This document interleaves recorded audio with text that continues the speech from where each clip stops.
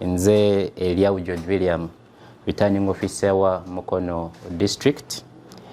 era njagala kusooka kwebaza ba candidates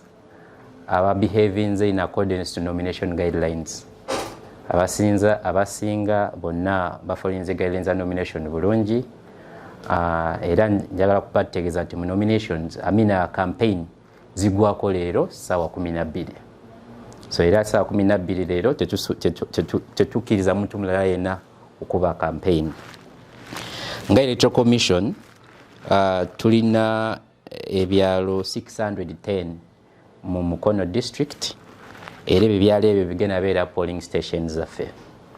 ku ebyo ebyalo ebyo 610 ezezimu ne polling station tulinamu ebyalo 25 abacandidates baabyo bayisemu unopposed era ku byalo ebyo enkya kyokka kye tugenda kukolayo be bantu ku meetinga then chairman atandika omulimu gwa appointinga council yagenda kukola nayo so kyokka kigenda beera ku byalo ebyo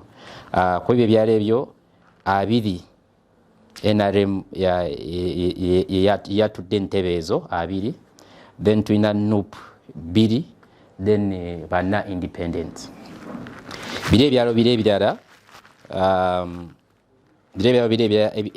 ebina bitugenda okukolamu bitugenda okulondamu tusuubira okugobera program ng'ekyo commission gyarelezinze program egamba kuva saawa emu ez'okumakya paka saawa 4 ez'okumakya tujabeera nga tuverifyinga ba voters tusuubira candidate okujja naye ne tukebera erinnya ye ku register ne tumuwa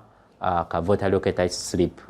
era n'olwekyo tulina ne voter locator slip tugenda okukozesa enkya otuyamba mu buno bululu saawa 4 paka saawa 5 tujabeera nga tukola voter education abakozi baffe mu bino ebyalo bajja okukozesa kanakadde kano okuyigiriza abantu nga okulonda okugenda otambula then saawa 5 paka saawa 5 kitundu ez'okumakya tujabeera nga abantu besimba ku bacandidates baabwe then saawa 5 n'ekitundu paka saawa 6 tujabeera nga tufilinga forms bwe tumala ofilinga forms ezo katusuubire pati chairman omulonde naye okutuuzaawo council ye mu budde obwo anominatinge ba executive bye 6 then council yekyalo ekyo bajja okwaprovinga nominations ezo so tusaaba ati mbu abagenda okujja okwetaba mu kulonda enkya nga kanakalo tusaaba ati balina okusigalawo bamala okulonda so that chairman appointing nominating council ye then council ne approvinga siti mulonde then mugende so tusaaba ati basigalawo paka netumaliriza omukolo ogwo abakozi baffe aba electoral commission tumaze ba deployinga tuba traininze newamu buli kyalo kirina obeera ne presiding officer polling assistant ne constable tumaze ba deployinga era abakozi baffe abetaba mu violence yaliwo mu bulu bw'abakyala tubajeeyo era ntubalipressinga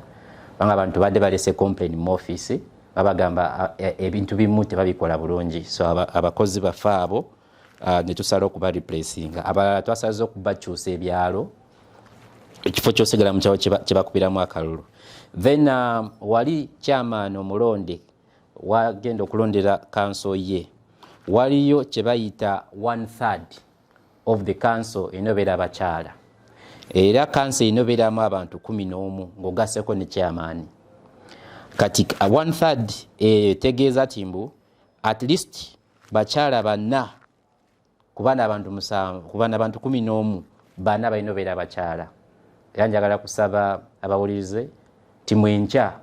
nga chairman omulonde ali kulonda council ye making sure at least kubana bana ku 10 balinobeera abakyala so making it mukiri sure buli kyala at least n'abakyala nabo babere getting representation ennungi ku council chairman wa nominating council ye abantu 6 yaba secretaries 6 abantu balaba nga waliwo gwa nominatinze tebamwagala era balina obuyinza obutamuapprovinga basabe chairman anominating omuntu mulala. So paka chairman wana nominating omuntu oyo council gwekirizanya naye then ekyo ne bakireka. So njagala kubagaiza olunaku bulungi enkya. Nsaba timu tugende tulonde mu mirembe tufuna abakulembeze baffe ab'ebyalo.